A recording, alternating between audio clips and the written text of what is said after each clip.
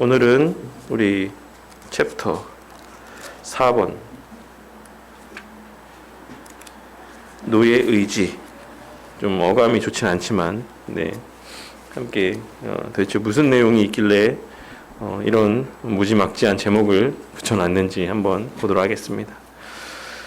57페이지입니다.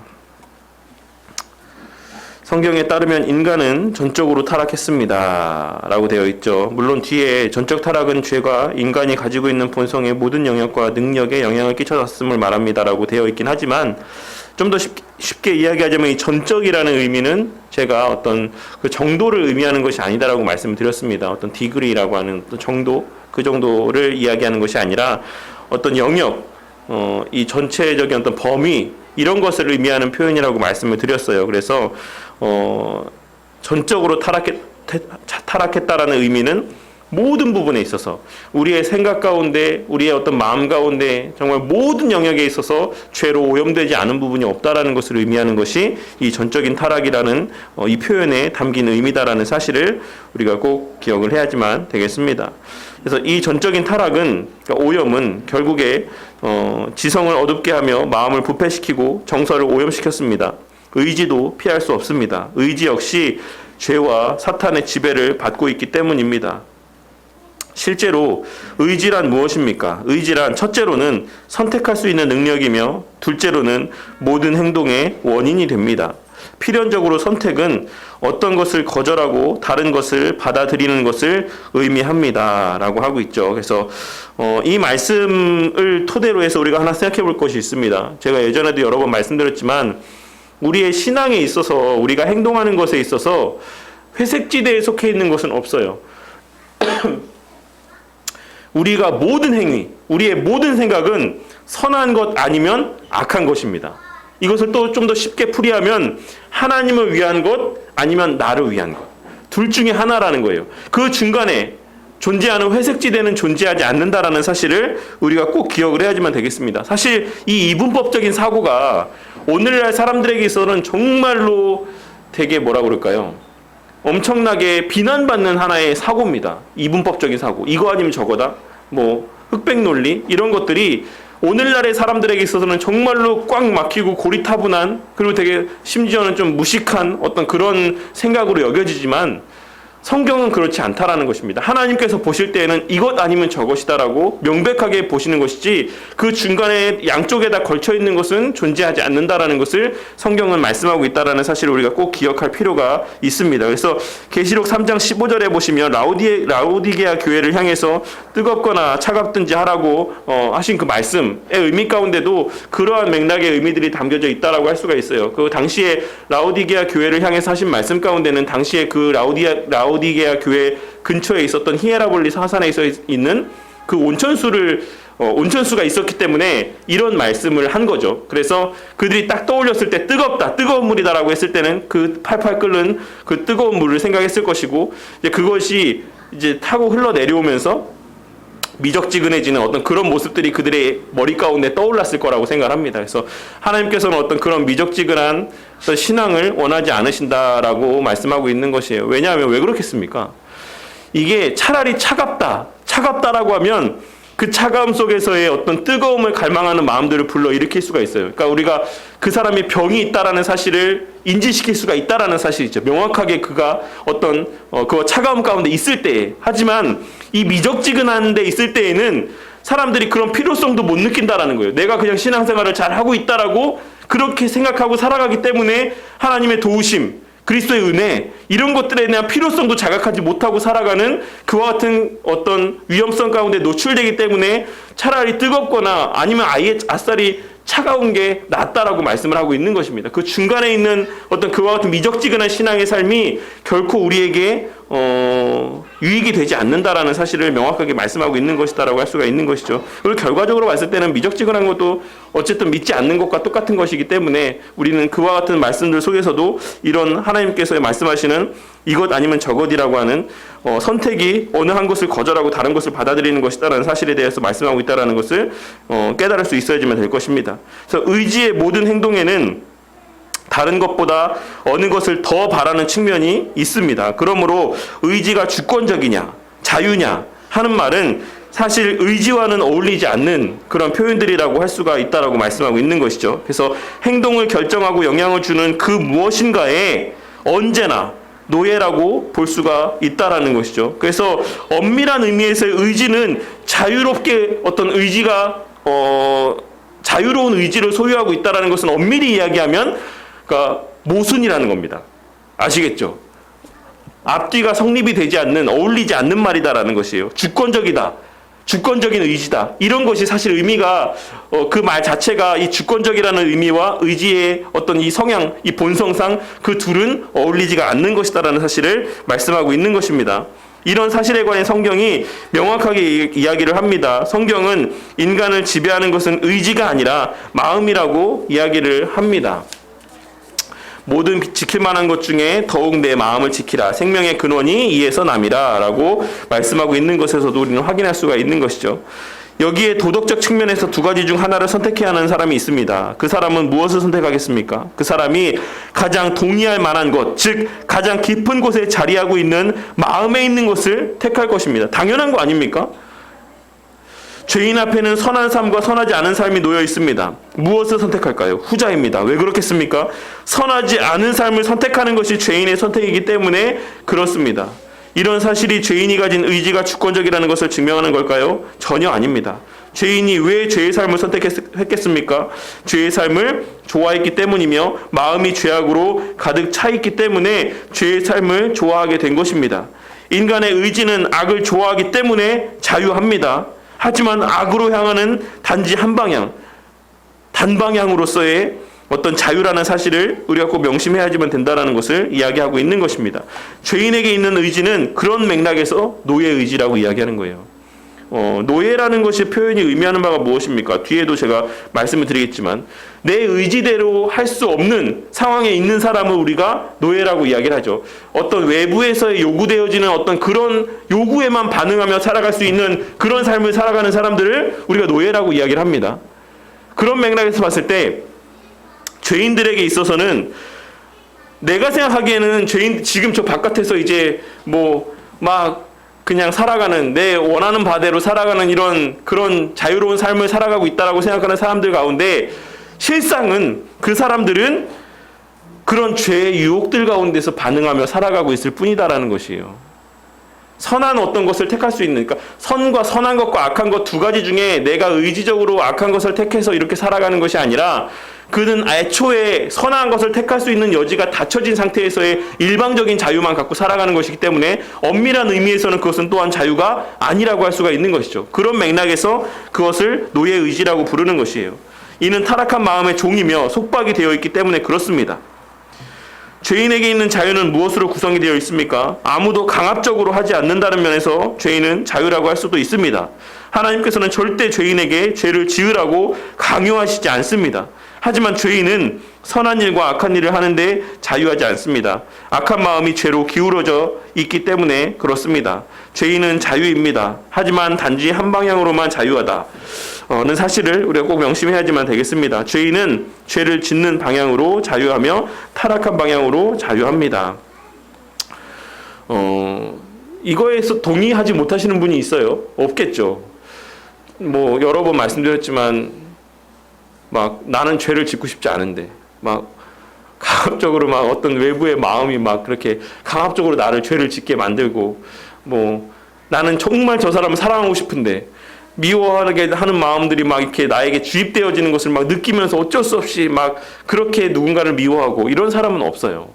우리의 본성적으로 그것이 옳지 못한 것, 마음에 어떤 찔림이 있고 불편함이 있는 것을 알면서도 우리의 마음이 거기에 있기 때문에 우리가 누군가를 미워하게 되고 또 악한 일들을 저지르게 된다는 사실입니다.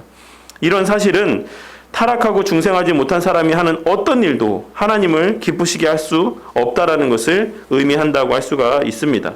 이거에 있어서 좀 의문이 드는 게 없으십니까? 성도님들은 이걸 보시면서, 이 내용을 보시면서 하나님을 이거를 이제 죄인이라고 하지 않고 그냥 하나님을 믿지 않고 예수님을 믿지 않는 사람들이 하는 어떤 일도 하나님을 기쁘시게 할 수 없다라는 것을 의미한다. 이렇게 하면 좀 더 이해가 되세요? 그리고 또 좀 더 하나님을 믿지 않고 다른 종교를 믿는 혹은 천주교 신앙 가운데 있는 사람들이 하는 어떤 선한 일도 어떤 일도 하나님을 기쁘시게 할 수 없다라는 것을 의미한다. 이게 쉽게 이해되십니까? 저는 사실 요걸 갖고서 이제 뭐 테레사 수녀나 뭐 아니면은 그 케냐에 있었던 수단이었나요? 케냐였나요? 그 이태석 신부 얘기를 좀 하려고 했었거든요. 근데 뭐 그건 좀 멀리 있는 얘기고, 최근에 어떤 TV 프로에서도 그 성북구 쪽에서 식당을 운영하는 신부가 하나 나왔었어요. 그 신부가 식당을 왜 운영하냐면, 그 2015년도인가에 20대 젊은 친구 하나가 고시원에서 이렇게 굶어 죽었다라고 하더라고요. 아살했는데 그 죽은 게 15일이 지나서 발견이 됐대요. 그 뉴스를 보고 지금 시대가 어느 시대인데 이렇게 굶어 죽는 사람은 없어야 되지 않겠냐라는 생각에 이제 그 김치찌개 식당을 하게 된 거예요. 그래서 그 주변에 자기가 머물고 있는 거의 수도회 거기에 있는 사람들과 힘을 모으고 또 여러 후원을 받아서 공짜로 주면 청년들이 와서 이제 안 먹을 테니까 내가 가서 먹으면 나는 이렇게 무료 급식을 받는 사람이라는 낙인이 찍히게 되니까 그래서 안 올 거라는 것을 또 염려해서 3,000원씩 받고 이렇게 김치찌개를 판다라고 하더라고요. 그러면서 매달 한 200에서 250, 300 요 정도씩 적자가 난대요. 왜냐면 애들이 뭐 막 젊은 친구들이 뭐 20대도 오고 뭐 10대 애들도 와서 먹는데 3,000원, 1인분에 3,000원인데 4명 오면 또 인분 수대로 시키지도 않고 뭐 한 3인분 시키고 밥을 3공기씩 먹고 막 이렇게 하니까 이게 막 적자가 나는 거예요. 그런데도 그 친구들을 위해서 그렇게 식당을 주중에는 운영을 하면서 거기서 일을 하고 또 이제 주말엔 신부로서 또 역할들을 감당하고 이런 모습들을 봤거든요. 근데 제가 그걸 보면서 야, 정말 저거를 보는 시청자들 중에 또 그 식당에 오고 가는 사람들 중에 얼마나 많은 사람들이 천주교에 대해서 우호적인 감정을 갖게 될까? 왜 저런 일들은 왜 교회 안에서 또 어떤 성도들 사이에서 이런 일들이 있지 않을까라는 생각을 좀 했습니다. 그래서 제가 하고 싶은 말이 뭐냐면 그 사람이 그렇게 주중에 식당 운영하면서 3,000원씩 해서 수고하면서 김치찌개를 팔며 청년들을 먹이고자 하는 그 수고도 지금 요 말에 따르면 그 일도 하나님을 기쁘시게 할 수 없다라는 게 되기 때문에 그래요. 이해가 되세요? 이렇게 얘기하니까 이태석 신부가 그 아프리카 오지에서 그 아이들을 그렇게 섬김으로 살다가 자기가 그렇게 불치병에 걸렸는데도 죽기까지 그렇게 섬기다가 그렇게 죽음을 맞이했어요. 그 일도 하나님을 기쁘시게 할 수 없다라고 말씀하고 있는 겁니다. 왜 그런 걸까요? 왜 그런 걸 거라고 생각하십니까? 이는 사실 뭐 오늘 우리가 나눈 말씀에서도 연장선상에 있는 이야기라고 할 수도 있는데 천주교 신자들의 천주교를 믿는 신앙 가운데 있는 사람들의 선행은 본질적으로 어떤 의미를 갖고 있습니까? 좀 더 또 쉽게 얘기해서 주변에 아마 천주교 신자들이 있으시면 한번 물어보세요. 혹시 너는 지금 당장 죽으면 천국에 갈 거란 확신이 있니? 라고 한번 물어보시길 바랍니다. 그러면 제대로 된 천주교 신앙을 갖고 있는 사람이라고 한다면 10이면 10, 100이면 100, 1000이면 1000 다 나는 오늘 죽으면 천국 바로 간다고 생각 못한다라고 이야기를 해요. 그들에게는 구원의 확신이 없습니다. 왜냐하면 그 구원이라는 것은 예수님의 십자가 보혈의 은혜와 플러스 자기의 공로가 있기 때문에 그래요. 근데 이 공로가 어느 정도인지를 누가 압니까? 누가 알아요? 그걸 객관적으로 표를 시켜놓은 게 아니잖아요. 뭐 우리가 오늘날 대학 입시에 아이들 봉사활동 점수 주듯이 뭐 한 60시간 뭐 채워야 된다, 100시간 채워야 된다 이런 게 아니잖아요. 그냥 무조건적인 선행을 요구하는데 그 선행의 정도가 어느 정도인지는 아무도 모르는 거예요. 그렇기 때문에 내가 지금 이만큼 이렇게 선행의 공로를 쌓았으면 이게 되는 건가? 내가 구원 받은 건가? 이런 거에 대한 항상 불안함 가운데 살아가는 겁니다. 그러니까 그들의 선행이라는 것은 기본적으로 물론 퍼센트 차지하는 정도의 차이는 있겠죠. 어떤 사람은 전적으로 내 구원을 위해서만 선행을 하는 사람들도 있을 것이고, 어떤 사람은 정말 5%, 10% 정도는 내 구원에 관계된 마음 때문에 선행하는 것도 있지만, 정말 자발적으로 선한 마음에서 선행하는 사람들도 있겠죠. 그 포션의 차이는 있겠지만. 근데 어쨌든 간에 그 모든 100%의 선행 가운데에 아주 적은 부분이라도 내 구원을 위한 마음들이 그 선행 가운데 담겨져 있다라는 거예요. 나를 위한 마음들이 그들의 선행 가운데는 담겨져 있다라는 것입니다. 근데 하나님께서는 그런 선행을 기쁘게 받지 않으신다는 거예요. 자기가 원하는 바가 있기 때문에, 나를 위함이 포함되어 있기 때문에. 그러니까 이거를 근데 사실 천주교 신자한테만 적용시킬 수 있는가? 그렇지 않죠. 우리한테도 적용해야지만 되는 하나님의 요구하시는 신앙의 모습이다라는 겁니다. 우리의 선행이, 우리의 하나님 앞에서 열심히, 우리가 설교 때도 나누었던 것처럼 무엇을 위한, 내 어떤 응답을 받기 위한 그런 어떤 수단으로서의 선행이 되어서는 하나님께 기쁨이 되지 않는다라는 것을 의미하는 것이다라고 할 수가 있는 거예요. 전적으로 내게 받은, 내가 허락하신 은혜에 대한 감사의 반응으로서의 무조건적인 하나님 앞에서의 선행을 하나님께서 기쁘게 받으시는 것이지, 어떤 것이 전제되어 있는 선행을 하나님께서 기쁘시게 받지 않는다라는 거예요. 그것을 이야기하고 있는 겁니다. 그래서 타락하고 중생하지 못한 사람이 하는 어떤 일도, 그것이 이태석 신부가 했던 정말 숭고해 보이는 그런 선행의 모습이라고 하든, 테레사 수녀의 성녀로 추앙받는 테레사 수녀의 선행의 모습이든, 그 성북구 정릉에서 식당을 운영하는 그 신부의 선행이든, 그 모든 것이 사람들에게는 칭송을 받을지 모르겠지만 하나님께는 기쁨이 되지 않는다라는 사실을 우리가 꼭 명심해야지만 된다라는 것입니다. 우리는 불완전한 기준을 사용하기 때문에 다른 사람을 기쁘게 할 수 있습니다. 아시겠죠? 우리의 기준은 불완전하기 때문에 우리는 다른 사람을 기뻐하는 삶을 살 수도 있다라는 것이에요. 그러나 하나님께서 행하신 심판의 기준이 완전하기 때문에 인간의 어떤 행동도 하나님께 받아들여질 수 없습니다. 일부 사람이 하는 행동이 상대적으로 선할 수 있습니다. 상대적으로. 하지만 절대적으로 하나님 앞에 선한 행동을 할 수 있는 사람은 존재하지 않는다라는 것이에요. 타락한 인간이 가지고 있는 부패한 본성으로 사람들은 살아가면서 부패한 본성의 영향을 받습니다. 이것은 어려운 교리일지 모릅니다. 사실 이에 대해서 제가 예전에 이제 죄책과 오염, 죄책에 대해서 또 벌책과 범책에 대해서 말씀을 드리면서 말씀을 드렸죠. 그때 말씀드렸던 것처럼 오염된 본성은 필연적으로 무엇을 초래합니까? 자범죄를 초래하게 되는 것이죠. 원죄로 말미암아 우리가 태어날 때부터, 이런 비유를 하는 게 좀 그렇지만, 우리 하임이, 오늘 처음은 우리 하임이가 무슨 죄가 있겠습니까?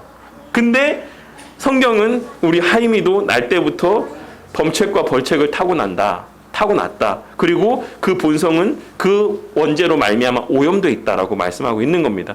그래서 우리 하임이도 조금만 크면, 이제 조금만 행동할 수 있는, 움직일 수 있는 게 되면 이제 그런 악한 본성적인 모습들이 나온다라는 것이에요. 다 자녀들 키워봐서 아시잖아요. 저도 지금 뼈저리게 우리 새 아이를 키우면서 인간이 날 때부터 악하다라는 것을 뼈저리게 느끼고 있는데, 그렇게 우리가 그 오염된 본성으로 말미암아 자범죄에 스스로 짓는 죄를 지으면서 살아갈 수밖에 없다라는 것이죠. 그래서 원죄가 사실 우리의 영역의 문제가 아닌 것처럼 이 오염으로 말미암아 자범죄를 짓게 되는 것도 사실은 그와 같은 맥락에서 우리에게 속해 있는 영역의 것이 아니에요. 우리가 어떻게 할 수 있는 부분의 문제가 아니다라는 겁니다. 무슨 말인지 아시겠어요? 오염이 우리가 스스로를 오염시킨 게 아니잖아요. 우리가 자범죄의 원죄의 그 범책과 벌책을 타고난 것처럼 그 오염된 본성도 우리가 스스로 날 때부터 우리 가운데 내재되어 있는 상태에서 태어난 것이기 때문에 이 자범죄의 문제를 우리가 짓고 말고 자시고 할 수 있는 성격의 것이 아니다라는 것입니다. 어쨌든 이것이 좀 어려운 교리일 수도 있지만 또 쉽게 이해하면 또 쉽게 이해가 될 수 있는 부분이라고 저는 충분히 생각합니다.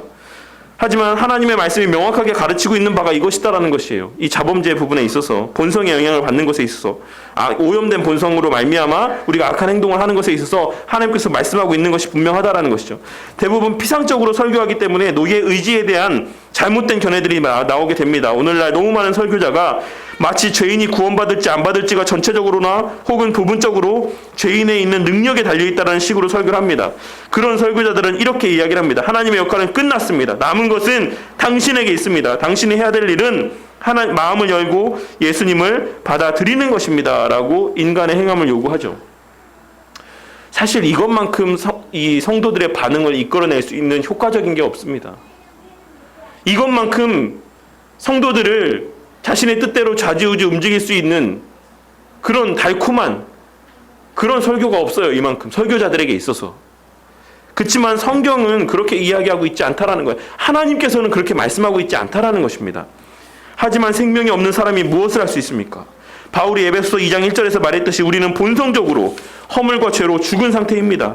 구원받지 못한 자에게 복음을 전할 때 사역자는 주로 다음과 같은 비유를 합니다. 하나님께서 복음을 죄인에게 보내신 것은 한 사람이 병들어 누워있는데 바로 그 옆에 있는 탁자 위에 약병이 놓여있는 것과 같습니다. 만병통치의 약을 100% 그 병이 나을 수 있는 약을 그 옆에 약병에 놓여있는 것과 같다라고 이야기를 합니다. 그리고 죄인을 향해서 그 성도를 향해서, 그 사람을 향해서 죄인이 해야 될 일을 이제 약을 향해서 손을 뻗고 약을 먹기만 하면 됩니다. 그러면 그 모든 죄의 문제에서, 오염된 문제에서 해결받을 수 있습니다. 이렇게 이야기한다는 것이죠. 뭐 사소한 것이긴 하지만, 그러나 죄인들을 향해 성경에서 말하고 있는 그림에 맞추려고 하면, 그것의 정확한 비유를 통해서 그 성도에게 그 사람에게 이야기하려고 하면 침대에 병들어 누워있는 사람은 눈먼 자로 그래서 그 약을 볼 수가 없어야 되고, 그리고 마비가 되어서 움직여서 손을 뻗을 수가 없고, 그 환자의 마음은 약에 대한 불신감으로 차 있고 의사에 대한 증오로 가득 차 있어야지만 된다라는 것이에요. 그런 환자가 약을 먹을 수 있습니까? 있겠습니까? 없는 것이죠. 성경은 이걸 이야기하고 있지만 사실 사람들은 이것을 약간 비틀어서 우리가 뭔가를 할 수 있다는 식으로 그렇게 해석을 하고 적용을 한다라는 것입니다. 그리스도께서는 스스로 할 수 있는 사람을 도와주시려고 오지 않았습니다. 혼자서는 할 수 없는 그리스도의 백성을 위해 오셨다라는 것이죠. 눈먼 자를 보게 하고 감옥에 갇힌 자를 빼내주고 또한 감옥의 어둠에서 앉아있는 자들을 이끌어내 주시기 위해 오셨다라는 사실을 우리는 반드시 명심해야지만 될 것입니다. 아마 당신은 인간이 반응을 할 능력이 없다라고 하면 왜 복음을 전해야 됩니까? 라고 질문할 것입니다. 죄인이 올 수 없다면 왜 그리스도께서 죄인을 초청하셨냐? 라고 질문할 것입니다. 제 대답은 이것입니다. 인간이 그리스도를 영접할 수 있는 능력이 있기 때문에 복음을 전하는 것이 아니라 그리스도께서 우리에게 복음을 전하라고 명령하셨기 때문에 전한다라고 말입니다. 사실 요거보다는 그 뒤에 있는 말 61페이지의 중간쯤에 몇째 줄인지 모르겠지만 하나, 둘, 셋, 넷, 다, 일곱, 여덟, 아홉째 줄 밑에서부터 아홉째 줄 위에 있는 말이 더 저는 합당한 말이라고 생각합니다. 복음 자체가 믿는 모든 사람을 구원에 이르게 하는 능력이 있는 것을 믿기 때문에 복음을 전하는 것이다. 그게 더 정확한 답이지 않겠습니까? 여기서 잠깐 성도님들에게 질문을 하자면, 우리가 예정론을 믿잖아요. 우리가 이런 하나님 절대주권의 신앙을 믿지 않습니까? 그런데 우리가 왜 복음을 전해야 되는 것이다라고 생각하십니까? 우리 성도님들은. 제가 이에 관련해서 몇 가지 설교 때에도 몇 번 말씀을 드린 적이 있었는데 기억하실지 모르겠지만, 첫 번째는 물론 여기서 말씀하고 있는 것처럼 프랑크 목사님이 말씀하고 있는 것처럼 명령이기 때문에 그런 거 맞아요. 하나님께서 그렇게 하라고 했으니까. 또 왜 그렇습니까? 거기에는 전도라는 미련한 수단을 통해서 하나님께서 하나님의 구원 역사를 이루어 가신다라고 말씀하셨다는 것을 우리가 또한 믿고 신뢰하기 때문이라고도 할 수가 있는 것이죠. 그리고 뒤에 언급되고 있는 것처럼 복음 자체가 그 죽어있는 사람을 살릴 수 있는 능력이 있다는 것을 믿기 때문에 우리가 복음을 전하는 겁니다. 마지막으로는 뭘까요? 근데 가장 중요한 이유는 저는 여기에서 빠져있다라고 생각을 해요. 뭘까요? 제가 예전에 소요리문답 강의하면서 그 얘기 나누면서 말씀을 드렸던 건데, 우리가 하나님을 사랑하기 때문에 그런 거예요. 하나님을 사랑하기 때문에. 무슨 말이냐면 지금 이 순간에도 사실 다른 모든 교회를 다니지 않는 사람들도 하나님의 형상으로 지음을 받았죠. 근데 그 하나님의 형상이 어떻게 되고 있는 겁니까? 훼손되어지고 있는 것이죠. 날마다 훼손되어지고 오용되어지고 있는 상황 가운데 있다라는 것입니다. 그리고 그 사람들의 입술을 통해 하나님의 이름이 더럽혀지고 그들의 행함을 통해 교회를 대적하는 모습들로 표출되어지고 이런 하나님의 영광이 가리워지는 모습들이 지금도 뭐 먼데 가지 않고 핸드폰 펴서 온라인만 봐도 그냥 어떤 교회 관련된 게시글만 봐도 그 밑에 한번 보시면 댓글들이 어마무지한 무지막지한 어떤 댓글들이 막 달려 있어요. 차마 입으로 소리내서 읽기도 민망한 댓글들이 그냥 막 수십, 수백, 수천 개가 막 순식간에 막 달려 내려온단 말입니다. 그런 것들을 바라보면서 우리가 어떤 마음이 들어야 되겠습니까? 거룩한 의분들이 들어야 되는 것이에요. 거룩한 의분들이. 예전에도 말씀드렸던 것처럼 다윗이 골리앗의 또 블레셋 사람들의 그 어떤 하나님을 경멸하고 멸시하는 말들을 들었을 때 그 다윗의 그 참을 수 없는 가슴 깊은 곳에서 끌어나오는 도대체 저 사람들이 뭔데 내 하나님을 이렇게 욕되게 하느냐라고 하면서 앞뒤 재지 않고 나갔던 것처럼 그와 같은 마음으로 우리가 또한 복음을 전해야지만 된다라는 것이죠. 그러니까 뭐 예를 들어서 쉽게 우리가 빗대서 설명했을 때 우리 부모가 내 육신의 부모가 누군가를 통해서 막 욕을 먹고 있어요. 막 그 사람의 입에서 내 부모에 대한 욕이 막 오르내리고 있어요. 근데 그 사람이 너무 힘이 센 사람이야. 그 사람이 영향력이 있는 사람이야. 그렇다고 해서 내가 어차피 이야기해봤자 저 사람이 그 태도를 바꿀 것 같지 않아. 그렇다라고 해서 그 사람이 그렇게 내 부모를 욕하고 있는 것에 대해서 그냥 가만히 있는 사람이 있겠습니까? 없죠. 정상적인 사람, 정상적으로 부모를 사랑한다라고 하는 사람은 그 사람이 어떤 사람이든지 간에 내가 그렇게 이야기를 해서 그 사람이 바뀌든 바뀌지 않던지 간에 하지 말라. 내 부모 욕하지 말아라. 내 부모가 그런 사람이 아니다. 이런 식으로 얘기하지 않겠습니까? 그게 본성이라는 거예요. 사람이 갖고 있는 우리가 누군가를 사랑할 때 나타나는 본성적인 모습이다라는 겁니다. 그러니까 그런 것에 빗대 생각해 봤을 때 우리가 그 사람이 믿을지 안 믿을지 알 수 없어요. 그리고 그걸 능력이 없다는 알아요. 근데도 그 사람이 하나님에 대해서 욕할 때 그리고 그 사람들 하나님을 모르고 그 하나님의 본래 자기에게 주어져 있는 그 형상을 모르고 훼손하면서 살아갈 때 그것에 대해서 가만히 있을 수 없다는 것이 내가 하나님을 사랑할 때 하나님을 사랑하기 때문에 야 너는 그렇게 지음받은 존재가 아니야. 너는 그렇게 네 그냥 먹고 사는 문제만 위해서 그렇게 지음받은 그런 동물과 다를 바 없는 그런 삶을 살라고 하나님께서 창조하신 그런 피조물이 아니야. 그런 것들을 알려주고 그 형상을 회복하게 하기 위해서 복음을 전하게 된다는 것입니다. 사실 우리가 복음을 전하는 것의 가장 큰 원동력은 하나님을 사랑하면서 비롯되어야지만 돼요. 다윗이 품었던 의분과 같은 거룩한 의분이 우리 가운데서 솟아나와야지만 되는 것입니다.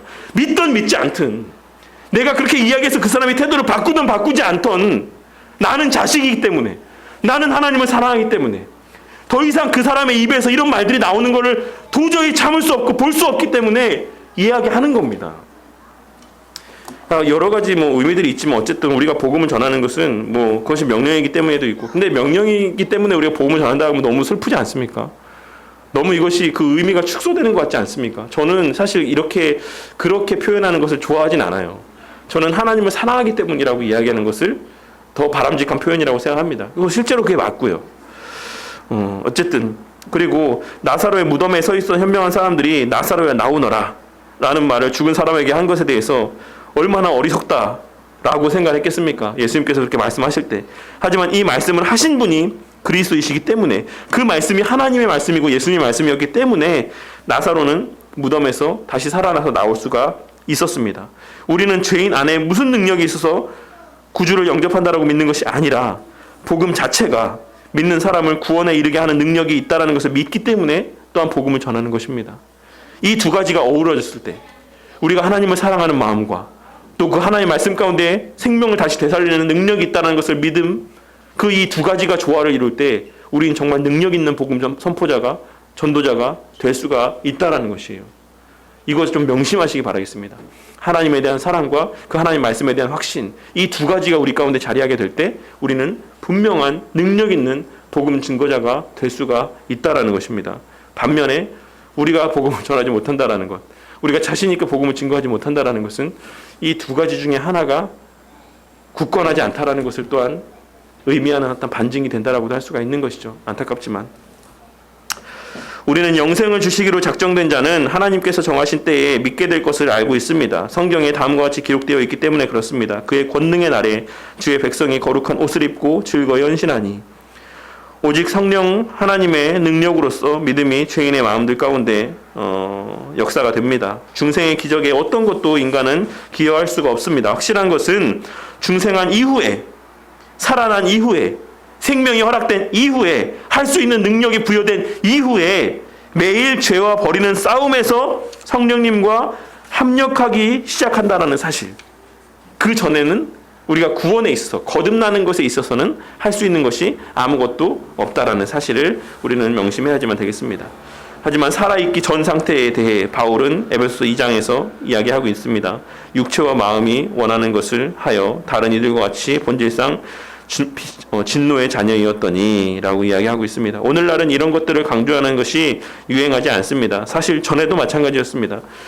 250여 년 전에 정말 그때 우리 앞에 챕터 살펴보면서 깜짝 놀라지 않았습니까? 스펄전 목사님 시대에도 그와 같은 모습들이 있었고, 그 전에도, 또 그 전에도, 바울 시대에도, 예수님 당시에도 이 모습들은 끊임없이 인간 사회 가운데 자리하고 있다는 것이에요. 루터가 처음으로 구원받았는데 하나님의 단독 사역을 설교했을 때 유럽에서는 큰 혼란이 일어났습니다. 루터의 주장이 드러나면서 실질적인 문제는 인간에게 의지의 자유가 있느냐 없느냐라는 사실이었습니다.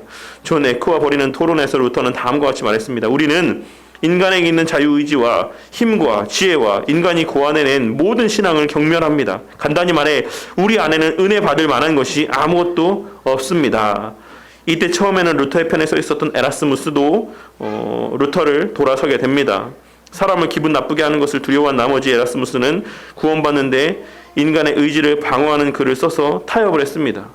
답신에서 루터는 노예의지론이라고 하는 유명한 논문을 또 기록해서 발표를 하게 되죠. 그래서 에라스무스는 성경이 인간의 자유의지를 이야기하고 있다라든지 아니면 하나님의 선택하지 않음을 가르친다라고 하는 식의 억지로 된 어떤 반박을 하지 않았다라고 하는 것이죠.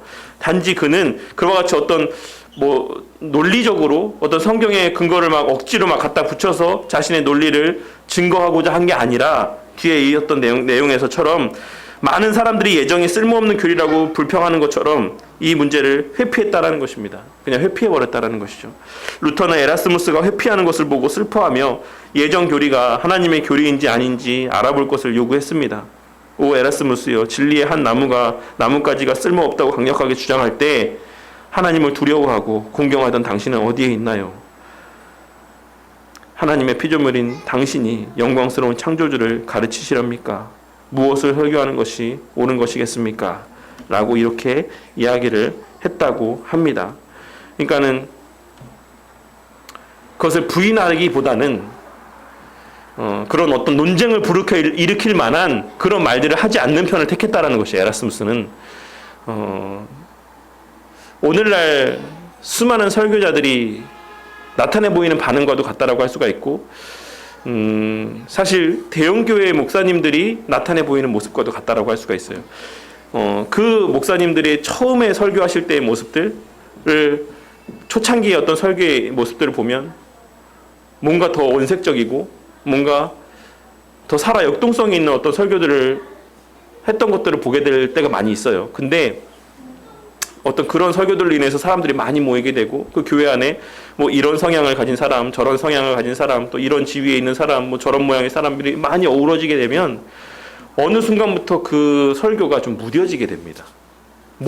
생각할 게 많아지고 고려할 것이 많아지고 내가 이렇게 이야기했을 때 이런 무리들은 좋아하겠지만 또 이런 무리들은 어떻게 반응할까라는 것들이 생각이 나게 되고 그러니까 에라스무스가 취한 태도가 딱 그렇다라는 것이에요. 그 어떤 원색적인 말로 인해서 직면하게 될 수 있는 어떤 그런 상황들을 그냥 피해버리고 모든 사람이 공감할 수 있는, 동의할 수 있는 그런 원론적인 이야기들만을 이야기했다라는 것입니다. 그런 모습에 대해서 루터가 이야기하기를 무엇을 설교하는 것이 옳은 것이냐 라고 그에게 이야기했다라는 것을 이야기하고 있는 것입니다. 그때 루터는 선택교리를 왜 설교해야 되는지 보여주기 시작했습니다. 어떤 사람에게 구원받는데 영향을 줄 수 있는 능력이 적게 있다 해도 어느 정도는 자신이 기여할 수 있다라는 식으로 설득하게 되면 그 사람은 육신적으로 스스로 확신을 한 상태 가운데 있게 됩니다. 스스로 절망해 본 적도 없기 때문에 하나님 앞에 겸손해진 적도 없는 것입니다. 하지만 구원받는 데 도움의 손길을 받을 수 있을 거라고 믿습니다. 그렇지만 그와는 반대로 구원의 모든 역사가 하나님의 의지에 달려있다라고 진실되게 확신하는 사람은 누구나 자신에게 있는 의지와 힘을 비난하게 됩니다. 그 사람은 하나님께서 역사하실 것을 기다리고 기도하며 헛되이 기다리며 기도하지 않습니다. 라고 이야기하고 있는 것이죠. 우리가 이 사실을 또 어디서 확인할 수가 있습니까? 바울이 하나님 앞에 기도할 때 육신의 가시의 문제에 대해서 내가 3번 기도했다. 설교 때도 제가 예전에 설교 때도 말씀드렸지만 그 3번이라는 것은 횟수적인 어떤 의미라기보다는 내가 정말 할 수 있는 만큼 최선을 다해서 했다. 내가 최대한 많이 내가 할 수 있는 만큼의 정말 열심을 다해서 나는 기도했다. 라는 것을 의미하는 표현이에요. 근데 물론 그 육신의 가시가 뭔지는 뭐 의견이 분분하다라고 말씀을 드렸죠. 자신을 대적하던 사람일 수도 있는 것이고 평생에 그를 괴롭혔던 이 눈에 안과의 질환일 수도 있다라고 말씀을 드렸습니다. 근데 그것이 무엇이었던 간에 어쨌든 바울의 선교의 그 복음 전파의 사역에 있어서 그게 방해가 되었던 것은 분명한 사실이에요. 그것 때문에 내가 자유롭게 원하는 만큼 복음을 전하거나 선교의 사역들을 감당할 수가 없었다는 것은 분명한 사실입니다. 그래서 하나님 앞에 기도했지만 하나님께서 그 기도를 들어주지 않았죠. 거기에 대해서 뭐라 이야기했습니까? 바울이 그러므로 말미암아 하나님의 능력이 더 크게 드러남으로 말미암아서 내가 기쁘다라고 이야기한 것입니다. 그것도 감사하다라고 이야기를 한 것이에요. 그것과 마찬가지입니다. 우리가 내가 할 수 없다라는 것을 자각하게 될수록 우리는 하나님을 바라보게 되고 거기에서는 비로소 하나님의 영광만이 드러나게 된다는 것입니다. 우리가 그것을 인지하고 살아야지만 돼요. 천주교에서 이야기하고 있는 가장 핵심적인 잘못이 사실 엄밀히 어떤 면에서 이야기하자면 알미니안주의하고도 어떤 큰 틀의 맥락에서는 인간의 행위를 강조한다는 측면에서는 같은 맥락이라고도 할 수가 있을 거라고 생각합니다. 어쨌든 간에 그것이 어느 정도의 퍼센트를 차지한다라고 할지라도 아주 적은 부분이라 할지라도 인간의 어떤 행위가 거기에 개입되게 되었을 때 그와 같이 우리는 전적으로 99.9999%는 하나님을 신뢰한다라고 하더라도 그 0.00001%의 하나님을 신뢰하지 않고 내 능력을 신뢰하는, 내 의지를 신뢰하는, 내 신앙을 신뢰하는 모습들이 자리하게 될 수밖에 없다라는 것입니다. 그래서 그것은 하나님 앞에서 온전한 겸손이나 어떤 합당한 신앙의 마음이 되지 않는다라는 것을 이야기하고 있는 거예요. 우리에게는 아무런 그런 반응을 볼 수 있는 능력이 없다라는 것을 성경은 우리에게 증거하고 있는 것입니다. 전적인 하나님의 능력. 이것이 하나님께서 인간을 구원하시는 방법입니다. 죄인에게 성령님의 역사하심을 기다리며 기도하게끔 불러일으키십니다. 오늘날 설교와 얼마나 많이 다릅니까? 오늘날은 죄인이 마음을 열 때까지 기다리는 어떤 신을 그려냅니다. 그런 신은 예수님을 마음에 들이도록 죄인에게 간청하다시피 합니다. 루터는 성경을 알았습니다. 또한 하나님 앞에 겸손하게 된다는 것이 무엇을 의미하는지 또한 경험을 통해 알았습니다. 그리고 하나님의 자비를 기다리며 기도했습니다. 그런 사람은 결단코 헛되이 기다리거나 기도하지 않습니다. 분명한 확신을 갖고 기도한다는 것이죠. 루터의 하나님은 여전히 살아계십니다. 당신 신분이 죄인인 것을 확신합니까? 당신 마음이 속이는 것으로 가득 차 있고 절망스럽게 사악하다라는 것을 성령 하나님께서 가르쳐 주고 있으십니까? 이런 결과로 오래된 선술집에서나 볼 수 있는 구절로 기도를 합니까? 하나님, 죄인인 저에게 자비를 베풀어 주시겠습니까? 이 표현이 뭔지 아시겠어요? 오래된 선술집에서나 볼 수 있는 구절. 오래된 선술집에 출입하는 사람들이 어떤 사람들이에요? 좀 거칠고 좀 뭔가 배우지 못하고 좀 그런 사람들, 그런 사람들의 입에서나 나올 법한 그런 구절로 기도를 하는가라는 것을 이야기하고 있는 것이고, 우리의 기도가 그런 기도가 되어야 된다는 것을 이야기하고 있는 거예요. 그런 기도가 그렇게 누가 봐도 죄인이고 누가 봐도 그런 기도를 해야지만 될 것이다라고 여겨지는 그런 사람들에게만 고백되어지는 그런 기도가 아니라 모든 사람, 하나님의 구원받은 사람에게는 모두가 다 그런 사람들의 입에서 나올 것만 같은 그런 기도가 나와야 된다라는 것을 이야기하고 있는 것입니다. 바리새인들이 우리는 세리와 같지 않고 창기와 같지 않고 저 사람들과 같지 않게 해주셔서 감사합니다, 이런 기도를 하는 게 아니라 우리가 그런 사람이다, 멀리서 그냥 울며 가슴을 치며 그런 어떤 기도, 내가 죄인인 것을 깨닫고 하는 그런 기도가 나와야 된다라는 것을 이야기하고 있는 것이, 그것이 당연하고 그것이 성령 하나님이 주시는, 우리에게 주시는 마음이다. 아, 너 괜찮은 사람이야, 너 그럴듯한 사람이야, 너 그래도 다른 사람 봐봐, 그 사람들에 비하면 너는 얼마나 괜찮게 신앙생활하고 있는 거니, 이런 게 성령 하나님이 주시는 마음이 아니다라는 겁니다. 근데 오늘날 설교는 대부분 그렇다라는 것이죠.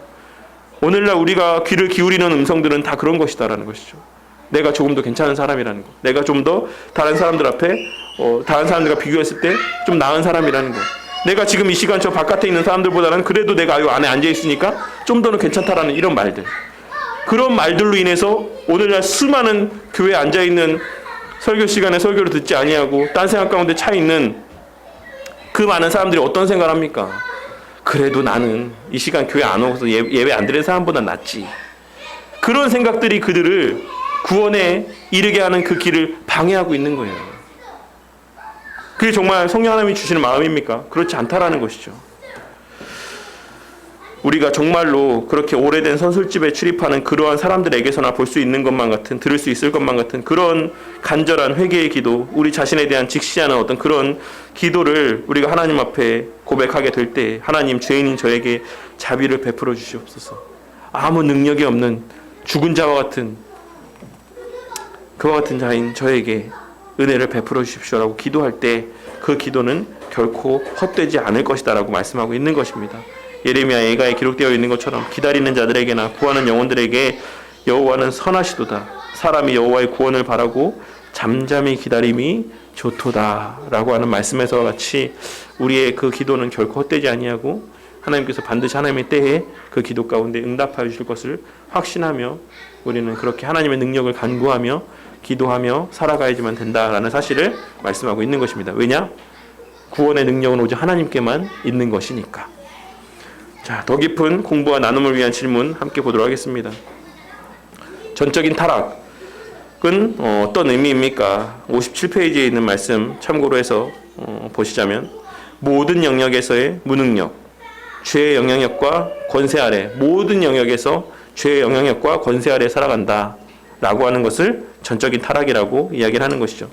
그렇다라고 하면 의지는 무엇입니까? 똑같이 57페이지에 기록되어 있는 것처럼 첫째는 선택할 수 있는 능력이며, 또한 둘째로는 모든 행동의 원인이 된다. 이것을 의지라고 이야기하고 있는 것입니다. 3번, 성경은 인간을 지배하는 것이 무엇이라고 이야기를 합니까? 이 또한도 57페이지 맨 마지막에 성경은 인간을 지배하는 것은 의지가 아니라 마음이라고 이야기를 합니다 라고 이야기하고 있습니다. 결국 인간을 지배하는 것은 마음이죠. 그 마음이 어디에 있느냐, 오늘 말씀에서의 이스라엘 백성들은 그 마음이 사실 어디에 있었습니까? 육신의 평안함에 있었어요. 가나안 땅에 들어가서 잘 먹고 잘 사는 거, 평안하게 사는 거, 더 이상 내가 이렇게 노예로서 힘들게 고생하지 않고 정말 그렇게 자유롭게 내 하고 싶은 대로 하면서 사는 것, 그게 그들의 마음 가운데 있었다라는 것이죠. 근데 그것이 이루어지지 않았을 때, 그 바람들이 이루어지지 않았을 때 그들은 불평하게 되었다라는 것입니다. 결국 인간을 지배하는 것은 그들 가운데 가장 중심에 자리하고 있는 마음이다라는 사실을 우리 모두는 부인할 수가 없는 것이죠. 죄인에게는 어떤 의지가 있습니까? 죄인에게는 노예의 의지가 있다라고 말씀을 드렸어요. 왜 노예의 의지라고 말씀을 이렇게 표현한다라고 말씀을 드렸습니까? 노예는 자기 뜻대로 하는 것이 아니라 외부에서의 자극에, 어떤 외부에서의 요구에 반응해서 행동할 수밖에 없는 존재이기 때문에 이 노예라는 표현을 사용한다라고 말씀을 드렸습니다. 그래서 엄밀한 의미에서 죄인들은 선과 악 가운데 그 가운데 취사 선택을 할 수 있는 존재가 아니라 그저 악한 일들 가운데 그저 반응되어지는, 어떤 요구되어지는 그 과정 안에서만 자유롭게 죄를 선택하며 살아갈 수 있는 의지가 있기 때문에 노예의 의지라고 부른다라고 말씀을 드렸습니다. 죄인에게 있는 자유는 무엇으로 구성이 되어 있습니까? 58페이지에 기록되어 있는 내용에서처럼 죄를 짓는 방향, 타락의 방향, 이것으로만 구성이 되어 있다라고 말씀을 드렸어요. 그러니까 뭐 어떻게 죄를 지을까? 요것에 대한 자유함만 있다라는 것이죠. 죄를 어떻게 하면 맛깔나게 죄를 지을 수 있을까? 어떻게 하면 좀 더 기쁨이 되게 유익하게 죄를 지을 수 있을까? 이런 것에 대한 자유, 어떤 이런 택함만 있다라는 것이지 그 외에 다른 거에 대한 자유는 있지 않다라는 것을 말씀하고 있는 것입니다.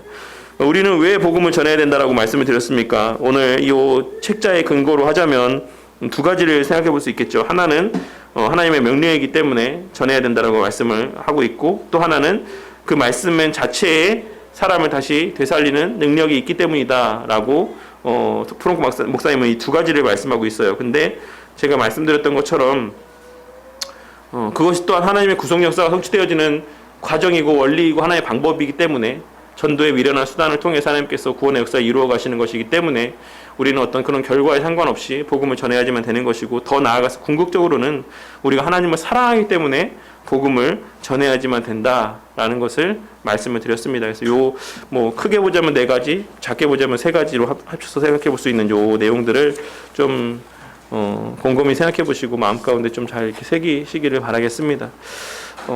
다음 페이지 7번.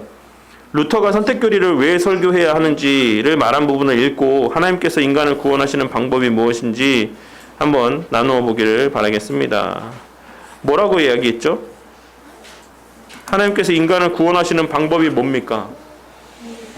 그 내용들 가운데서 이야기하고 있는 뭔 것 같으세요? 어떻게 구원하시는 것 같으세요? 네, 맞아요. 근데 루터가 이야기한 요거를 통해서 생각해 보자면, 하나님께서는 절망하게 하신 다음에 구원하시는 거죠. 절망하게. 너가 할 수 있는 건 아무것도 없다. 이런 것을 깨닫게 하신 다음에 구원하시는 거예요. 그리스도의 필요성을 깨닫게 하시고, 하나님의 필요성을 깨닫게 하시고, 하나님의 능력을 깨닫게 하시고, 그리고 나서 하나님께 그 능력을 구하고 하나님께 두 손 들고 그렇게 하나님께 나아가게 하신 다음에 그렇게 구원하신다라는 것이죠. 그 스스로가 병든 자라는 것, 그 스스로가 죽어있는 자라는 것, 이 사실을 깨닫게 하신 다음에 구원하신다. 이것이 루터가 얘기한 이 설교의 내용들 가운데서 하나님께서 사람을 구원하시는 방식이다라고 이야기를 하고 있는 겁니다. 그래서 사실 제가 예전에 신학교에 있을 때 우리 교수님 중에 한 분이 되게 싫어하는 복음 찬양이 있었어요. 그게 뭐였냐면, 당신은 사랑받기 위해 태어난 사람, 이 찬양, 당신은 이거를 엄청나게 싫어하셨거든요. 그런 찬양 그거 보면서 부르지 마라. 죄인이다. 뭘 사랑받기 위해 태어났냐. 하나님 대적하려고 태어났다. 하나님하고 죄짓고 죄인으로 태어났지. 이렇게 이야기하면 안 된다. 그건 전도도 아니고 복음 전파도 아니다. 사실 맞아요. 우리가 복음 전파라는 게 예수님께서 처음에 뭐라 하셨어요? 사람을 가리지 않고 모든 그 있는 사람들, 그게 뭐 바리새인이든 누구든지 간에 모든 사람한테 뭐라 말씀하셨습니까? 회개해라. 천국에 가까웠다. 사람 봐가면서 회개하라고 말씀하지 않으셨어요. 모든 사람에게 회개하라고 말씀하셨습니다. 모든 사람에게 다 구원받을 능력이 없다. 너희 죄인이다. 죽어있는 상태다라는 것을 알게 하는 것. 우리가 치료할 때 제일 먼저가 뭡니까? 그 사람의 죄가, 그 아픈 부위가 어딘지를 자각할 수 있게 하는 것. 그게 우선이에요. 그러니까 이게 뭐 육신의 질병이야 내가 아니까 선생님 저 여기 아파요 이렇게 가지만, 정신적인 질병을 치료하는 데 있어서, 정신질환을 앓고 있는 사람들에게 있어서 치료의 첫 번째 단계는 그 사람에게 지금 정신적인 문제가 있다는 걸 알게 하는 게 가장 우선이에요. 그렇게 해서 그 사람이 내가 아프구나, 내가 생각하고 있는 것들이 잘못되었구나라는 것을 알게 돼야 그제서야 그 의사의 치료 가운데 따라갑니다. 근데 그게 안 되면 치료 자체가 출발하지가 않아요. 우리의 복음 전하는 게 똑같다라는 거예요. 루터가 이야기하고 있는 것이 그 똑같은 이야기를 하고 있는 겁니다. 우리가 죄인이다라는 사실을 먼저 인지하고 자각하게 해야, 그래야 그리스도가 그제서야 비로소 보이는 거예요. 그 우리의 구원자로서의 그리스도가 보이는 겁니다. 근데 그거를 우리가 오늘날 이 시대 가운데 안 하니까, 오늘날 입으로는 구원자로서의 예수님을 이야기할지 모르겠지만 모든 사람에게 있는 예수님의 이미지는 구원자로서의 이미지가 아니에요. 내 소원을 들어주는 자로서의 이미지로서만 각인되어 있다는 것입니다. 내 기도를 대신해서 해주는 사람, 내가 바라는 것들을 대신해서 간구해주고 이루게 해주는 사람, 그런 존재로만 자리하고 있다는 것이죠. 죄와는 무관한 사람. 그런 게 오늘날 이 신앙의 현 주소다라는 사실입니다. 그래서 우리가 예전에 또 우리의 멋진 신앙의 선배들을 통해서 전하게 하신, 남기게 하신, 깨닫게 하신 이 신앙의 어떤 유익들, 유산들을 귀하게 여기고 다시금 또 우리가 성경으로 또 초대교회 때 또 종교개혁 시대에 본래 원색적인 복음의 말씀의 어떤 내용들로 돌아가야지만 될 것이다라고 생각합니다. 네.